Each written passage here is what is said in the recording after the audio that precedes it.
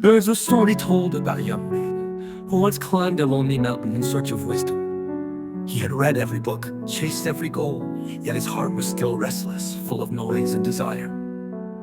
At the top of that mountain, he found an old man sitting by a stream, silently watching the water flow. The young man asked, "Master, how can I find peace in a world that never stops moving?" The old man smiled and replied with a quote from Lao Tzu. "Be still, the mud settles, and the water becomes clear." Those words struck the young man's heart. He realized he had been fighting the current of life, chasing things, people, and success, but never once paused to let the mud of his mind settle. Days turned into weeks. He stayed by the stream, learning to breathe, to listen, to be.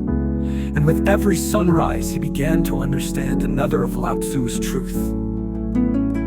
When you let go of what you are, you become what you might be. In letting go of control, he found strength. In silence, he found clarity. In simplicity, he found freedom.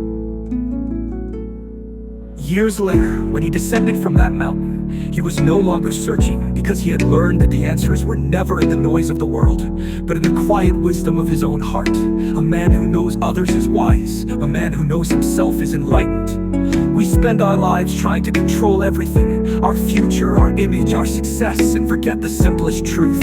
Peace doesn't come from mastery of the world. It comes from mastery of the self. When the mud of your mind finally settles, when you stop fighting, you'll see life clearly, just as it is. And in that clarity, you'll find freedom. So maybe the path to happiness isn't about becoming more. Maybe it's about becoming less noise, less fear, less control. Because only when you are empty can you be truly full.